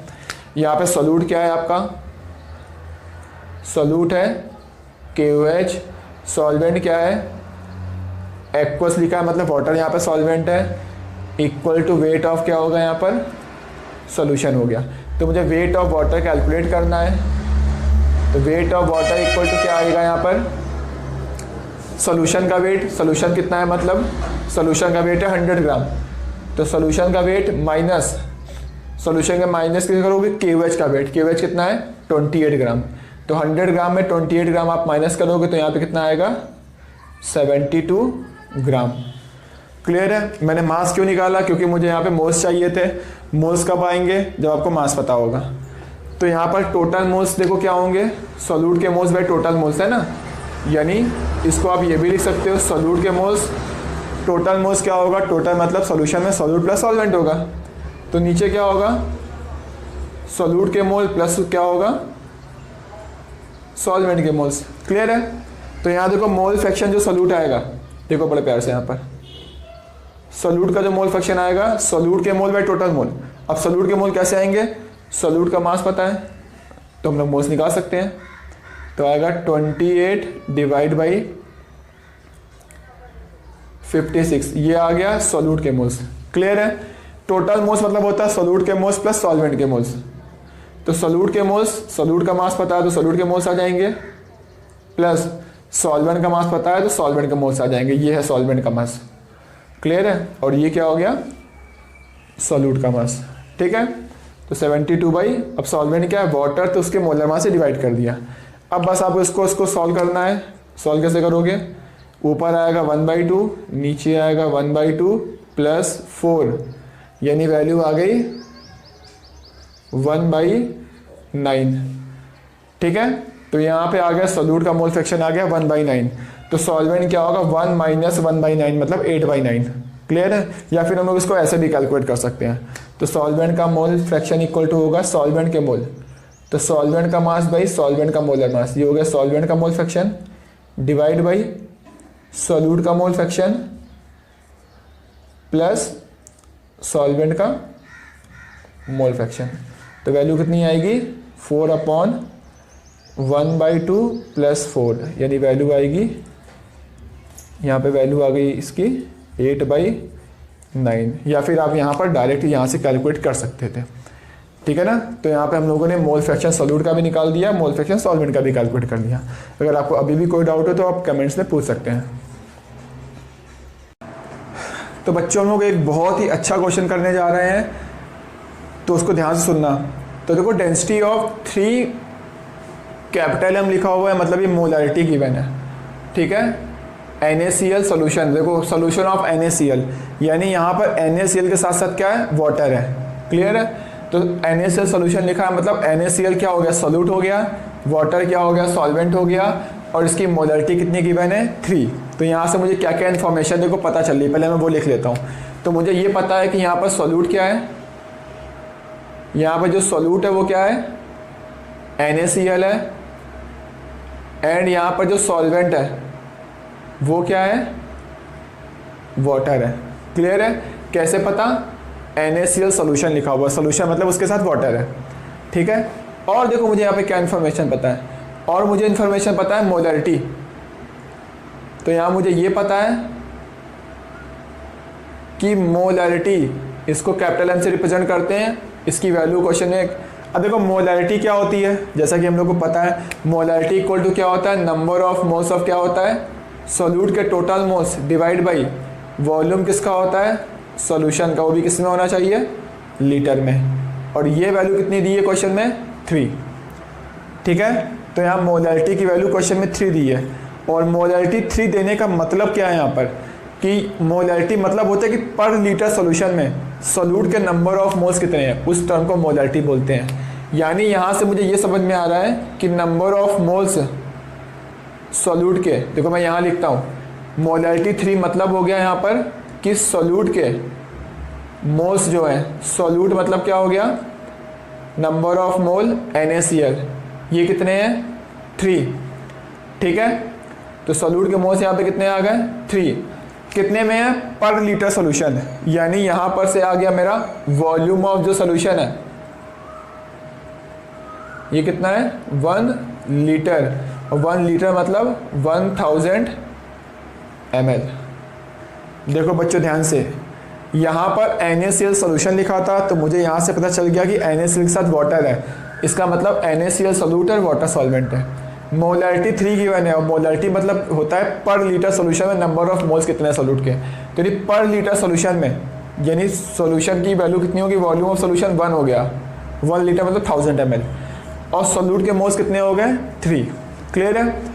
अब मुझे यहाँ पे क्या निकालना, क्या है, मोलैलिटी कैलकुलेट करनी है, मोलैलिटी। ठीक है, तो देखो मोलैलिटी का फॉर्मूला लिखते हैं हम लोग। तो मोलैलिटी कैसे कैलकुलेट करोगे, मोलैलिटी इक्वल टू होता है नंबर ऑफ मोल्स ऑफ किसके, सॉल्यूट, डिवाइड बाई वेट किसका होगा, सॉल्वेंट का, वो भी किस में होना चाहिए, केजी में। आ रही बात समझ में। तो मोलैलिटी इक्वल टू हो गया number of moles of solute by weight of solvent in KG. तो सॉल्यूट के मोल्स तो सिंपल दिख रहे हैं 3 है, तो उठा के 3 रख दो यहाँ पर। तो देखो यहाँ पे मोलैलिटी इक्वल टू आएगा 3। अब देखो यहाँ पे सॉल्वेंट का वेट, सॉल्वेंट का वेट है केजी में।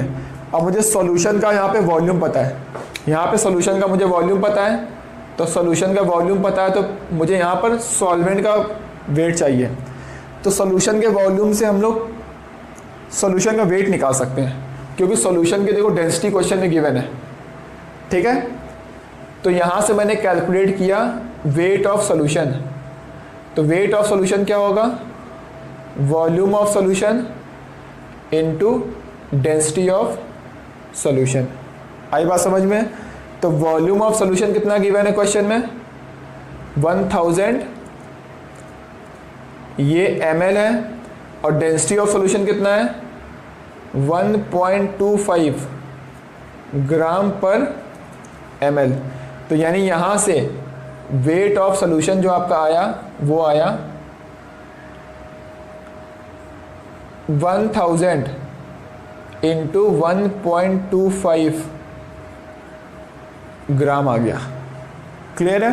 तो यहाँ से वेट ऑफ सॉल्यूशन हम लोगों ने कैलकुलेट कर लिया है। आई बात समझ में आपको। देख लीजिए आप लोग बहुत ही आराम से। तो बच्चों हम लोगों ने यहाँ पर वेट ऑफ सॉल्यूशन कैलकुलेट कर लिया है, और मुझे यहाँ पर वेट ऑफ सॉल्वेंट चाहिए। तो देखो weight of solvent equal to, देखो हम लोगों को पता है यहाँ पर weight of solvent equal to क्या होगा, weight of solution minus weight of solute. ठीक है, यानी वेट ऑफ सॉल्यूशन क्या होता है, weight of solute plus weight of solvent होता है। कहाँ से आया, कंजर्वेशन ऑफ मास से आया। तो solution equal to solute plus solvent होता है, तो सॉल्वेंट इक्वल टू क्या हो गया, सॉल्यूशन माइनस सॉल्यूट। तो मुझे यहाँ पर सॉल्वेंट का वेट चाहिए। तो देखो हम लोग कैसे कैलकुलेट करते हैं सॉल्वेंट का वेट। तो यहाँ पर मुझे वेट ऑफ सॉल्वेंट कैलकुलेट करना है। तो weight of solvent equal to होगा वेट ऑफ सॉल्यूशन कितना है यहाँ पर 1000 इंटू 1.25 है। आ रही बात समझ में। माइनस सॉल्यूट के वेट, देखो यहाँ पर मुझे देखो सॉल्यूट के मोल्स पता है, मोल्स पता है तो मैं वेट निकाल सकता हूँ। कैसे, मोल्स इंटू मोलर मास। आई बात समझ में। और ये वेट सॉल्वेंट का किस में होगा, ग्राम में होगा। क्लियर है। तो यहाँ पे देखो बस उठा के फॉर्मूले में रख दो, सीधे आंसर आ गया आपका। तो यहाँ देखो सॉल्वेंट का वेट किस में चाहिए, केजी में, और यहाँ पे सॉल्वेंट का वेट किस में है, ग्राम में है। तो ग्राम को केजी में कैसे कन्वर्ट करोगे, 1000 से डिवाइड करके। तो देखो यहाँ पे कैसे करेंगे हम लोग। तो सॉल्वेंट का वेट कितना आएगा 1000 इंटू 1.25। ठीक है, माइनस, ठीक है मैं थोड़ा और अच्छे से लिखता हूँ इसको। तो मोलैलिटी इक्वल टू होगा नंबर ऑफ मोल सॉल्यूट के कितने होंगे 3 हो गए, और वेट सॉल्वेंट का केजी में, ये लिखा है ग्राम में, तो लिखा हुआ है 1000। ठीक है, दिख रहा है आप लोगों को 1000 इंटू 1.25। ठीक है, माइनस 3 इंटू 58.5, और ये वैल्यू आई है ग्राम में, तो डिवाइड में क्या करोगे 1000। ठीक है, अब इस वैल्यू को आप सॉल्व कर लो, डायरेक्ट इसका आंसर आ गया। कितना आंसर आएगा 3 into 1000 divide by 1000 into 1.25 minus 3 into 58.5। आप इस वैल्यू को सॉल्व कर लो तो मोलैलिटी की वैल्यू कितनी आएगी, मोलैलिटी 2.79 आ जाएगा। तो देखो हम लोगों ने लॉजिकली कैसे सॉल्व किया, लॉजिक लगाकर। मैं फिर से आपको एक बार एक्सप्लेन करता हूँ। NaCl सोल्यूशन पता था, तो NaCl सोल्यूशन मतलब क्या हो गया, सोल्यूट के मोल्स, यानी यहाँ पर NaCl के साथ वाटर है, ठीक है। अब वाटर यहाँ पे क्या हो गया, सॉल्वेंट हो गया, NaCl सोल्यूट हो गया, क्योंकि ये सॉलिड है और ये क्या है, लिक्विड है। और मोलैलिटी 3 गिवन है, इसका मतलब कि 1 लीटर सोल्यूशन में सोल्यूट के 3 मोल्स हैं, यानी वॉल्यूम ऑफ सोल्यूशन हो गया 1 लीटर और सोल्यूट के मोल्स हो गए 3। सोल्यूशन का वॉल्यूम पता है और सोल्यूशन की डेंसिटी पता है, तो मैंने क्या किया, सोल्यूशन का यहाँ से वेट निकाल दिया। तो सोल्यूशन का मास क्या होगा, सोल्यूशन का वॉल्यूम इंटू सोल्यूशन की डेंसिटी। अब सोल्यूशन का मास मुझे आ चुका है, मुझे निकालना है यहाँ पे क्या, सॉल्वेंट का मास, ठीक है। तो सॉल्वेंट का मास क्या होगा, सोल्यूशन का मास माइनस सोल्यूट का मास। कैसे आया, कंजर्वेशन ऑफ मास से आया। तो मैंने सॉल्वेंट का मास कैलकुलेट कर लिया, बट ये किस में आया, ग्राम में आया, ठीक है। और यहाँ पे मुझे मोलैलिटी कैलकुलेट करना है। देखो मोलैलिटी, और मोलैलिटी क्या होगा, ऊपर सोल्यूट के मोल्स रखने हैं, तो मैंने 3 रख दिया।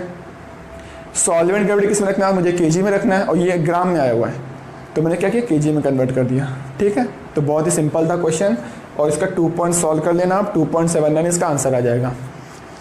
आप इसको नोट कर लीजिए।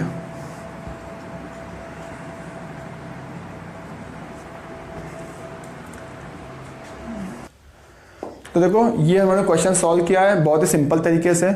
इसको हम लोग और भी सिंपल तरीके से सॉल्व कर सकते हैं फॉर्मूले का यूज़ करके, ठीक है, क्योंकि इतना सॉल्व करने में आपको बहुत ज़्यादा टाइम लगने वाला है। और आपको यही अगर एग्जाम में IIT या नीट के एग्जाम में क्वेश्चन आएगा तो आपको 1 मिनट के अंदर में सॉल्व करना पड़ेगा। तो देखते हैं हम लोग कैसे सॉल्व करते हैं लेस देन 1 मिनट में। तो देखो मैं आपको बताऊंगा फॉर्मूलेस कैसे सॉल्व करेंगे, फॉर्मूला कैसे बनाते हैं इसको। तो देखो इस क्वेश्चन को सॉल्व किया हम लोगों ने, जस्ट देखो ये वाली वैल्यू आई। अब इसी को देखो हम लोग फॉर्मूले में कन्वर्ट करते हैं। तो यहाँ पे देखो वैल्यू क्या आई है, मोलैलिटी इक्वल टू आया है 3 into 1000 divide by 1000 into 1.25 minus 3 into 58.5। आ रही बात आपको समझ में, तो मैंने इस वैल्यू को उठा के वहाँ पे लिख दिया। अब देखो इसी को हम लोग और अच्छे सॉल्व करते हैं। तो इसी को क्या कर दिया, मैंने इसको इन्वर्स करके लिख दिया। अगर मैंने इसको इन्वर्स करके लिख सकता हूँ 1/m, तो ये वाली देखो वैल्यू क्या होगी, ये वैल्यू होगी, ये भी इन्वर्स हो जाएगा 1000 into 1.25 minus 3 into 58.5 divide by 3 into 1000। आ रही बात समझ में आपको।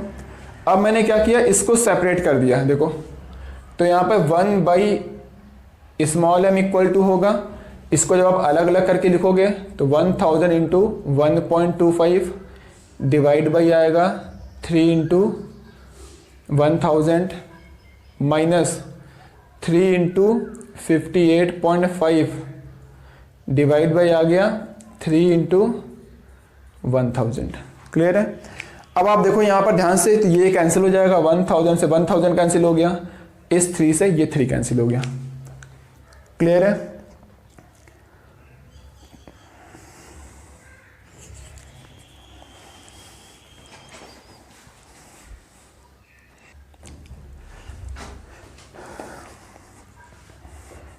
आ रही बात समझ में आपको। तो देखो इसी को हम लोग और सॉल्व करते हैं। तो देखो जैसे ये वैल्यू लिखी हुई है, यहाँ पर देखो ये लिखा हुआ है 1/, यहाँ से देखो ये, ठीक है, 1/ मोलैलिटी इक्वल टू आएगा 1.25, क्योंकि 1000 से 1000 कैंसिल हो गया है, ये आएगा 58.5 डिवाइड बाई 1000। क्लियर है।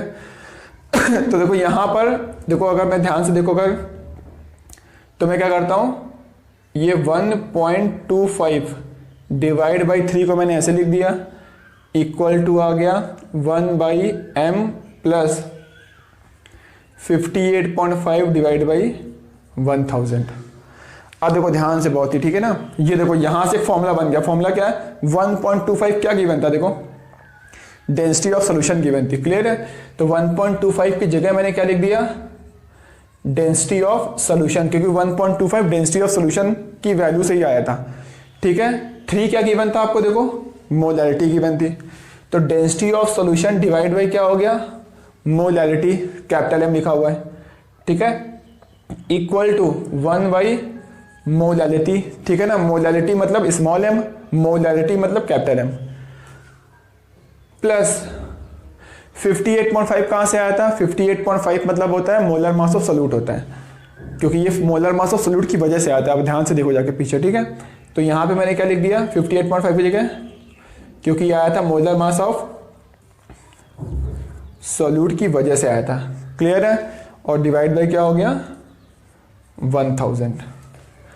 तो देखो यहाँ से एक फॉर्मूला बन गया, यानी इसी क्वेश्चन को आप डायरेक्ट फॉर्मूले से सॉल्व कर सकते हो। डेंसिटी ऑफ सॉल्यूशन क्वेश्चन में गिवन था, मोलैलिटी क्वेश्चन में गिवन थी, मोलैलिटी क्वेश्चन में कैलकुलेट करना था, मोलर मास सॉल्यूट का आपको पता था। सॉल्यूट क्या NaCl, इसका मोलर मास होता है 58.5। ठीक है, तो यहाँ से बड़े ही आराम से आप सॉल्व कर सकते हैं। तो मोलैलिटी हो गया, डेंसिटी ऑफ सॉल्यूशन, इन तीनों में कोई एक दो वैल्यू क्वेश्चन में गिवन होगी और एक वैल्यू आपको सॉल्व करना पड़ेगा। अगर आपको अभी भी कोई डाउट है तो आप कमेंट करके पूछ सकते हैं।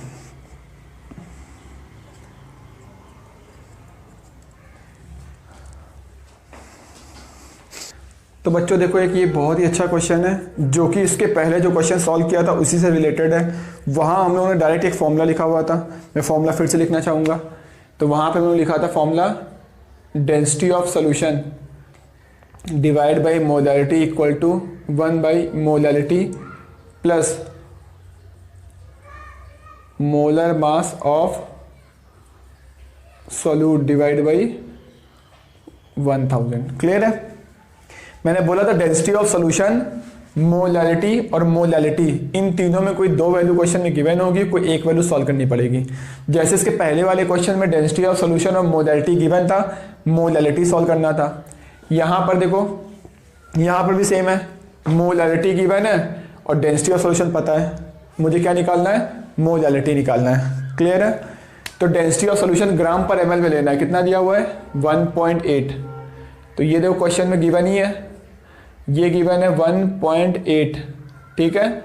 और मोलैलिटी कितनी है यहाँ पर 18 गिवन है, इक्वल टू 1 बाई मोलैलिटी ही आपको कैलकुलेट करना है, यानी स्मॉल m की वैल्यू कैलकुलेट करनी है, plus molar mass of solute, solute यहाँ पर क्या है H2SO4 है, ठीक है ना। तो H2SO4 का मोलर मास कितना होता है 98 डिवाइड बाई 1000।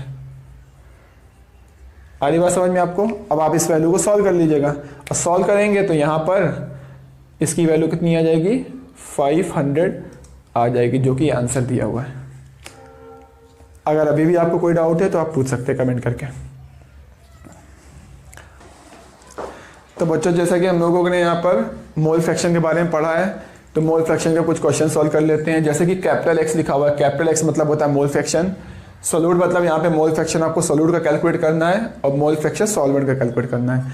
अब क्वेश्चन में आपको गिवन क्या क्या है, आपको 28% weight by weight of aqueous KOH given है। इसका मतलब यहाँ पर आपको क्या पता है, वेट बाय वेट की वैल्यू पता है और डेंसिटी ऑफ सोल्यूशन पता है, ठीक है। तो जैसा कि अभी हम लोग ने पढ़ा है, परसेंट वो मोल फ्रैक्शन ऑफ सॉल्यूट मतलब क्या होता है पहले वो लिख लेते हैं। तो मोल फ्रैक्शन ऑफ सॉल्यूट मतलब होता है, मोल्स किसके होंगे सॉल्यूट के, डिवाइड बाई नीचे क्या होंगे टोटल मोल। टोटल मोल मतलब क्या हो गया सॉल्यूट प्लस सॉल्वेंट के मोल। क्लियर है? Second number, mole fraction of solvent मतलब क्या होता है, आप इसको ये भी लिख सकते हो 1 माइनस मोल फ्रैक्शन किसके सॉल्यूट के, क्यों? क्योंकि mole fraction solute plus mole fraction solvent equal to 1 होता है। तो सॉल्वेंट इक्वल टू क्या हो गया 1 माइनस मोल फ्रैक्शन सॉल्यूट। या फिर आप ऐसे भी लिख सकते हो इसको, mole fraction solvent equal to होगा नंबर, सेम इसी टाइप से नंबर ऑफ मोल्स, इधर सॉल्यूट था तो यहाँ पे सॉल्यूट आ गया था, यहाँ पे सॉल्वेंट है तो यहाँ पे क्या आ जाएगा मोल fraction solvent divide by total moles. Clear है? अब देखो इसको हम लोग कैसे सॉल्व करते हैं। जैसे कि देखो यहाँ पर लिखा हुआ है 28% weight by wait aqueous KOH। Clear है? तो देखो इसका मतलब क्या होगा, जैसा कि हम लोग इसके पहले भी लिख चुके थे, इसका मतलब होगा 28 gram of KOH present in 100 gram of solution. तो 28% वेट बाई वेट मतलब होता है 28 gram of KOH present in 100 gram of solution. ठीक है। और सॉल्यूशन का मास पता है आपको, सॉल्यूट का मास पता है, तो आप यहाँ से सॉल्वेंट का मास निकाल सकते हैं। तो यहाँ पर वेट ऑफ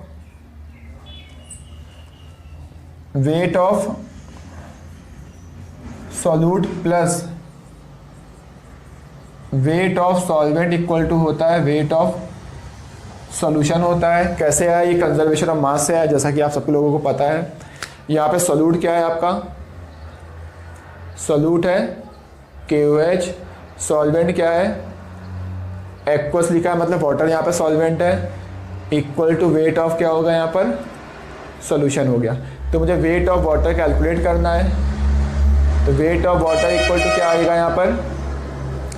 सॉल्यूशन का वेट, सॉल्यूशन कितना है, मतलब सॉल्यूशन का वेट है 100 ग्राम, तो सॉल्यूशन का वेट माइनस, सॉल्यूशन का माइनस कितना करोगे? KOH का वेट, KOH कितना है? 28 ग्राम। तो 100 ग्राम में 28 ग्राम आप माइनस करोगे तो यहाँ पे कितना आएगा? 72 ग्राम। क्लियर है? मैंने मास क्यों निकाला? क्योंकि मुझे यहाँ पे मोल्स चाहिए थे। मोल्स कब आएंगे? जब आपको मास पता होगा। तो यहाँ पर टोटल मोल्स देखो क्या होंगे?